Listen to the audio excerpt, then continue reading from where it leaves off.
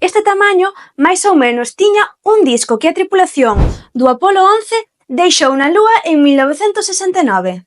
Nela había microgravadas varias mensaxes de boa vontade dos líderes mundiais. Sabes de que material era aquel disco?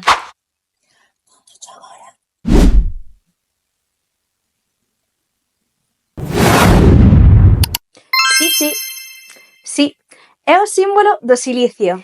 E sí, aquel disco do Apolo 11 era de silicio. Estamos a falar dun mineral estratéxico fundamental para a transición verde.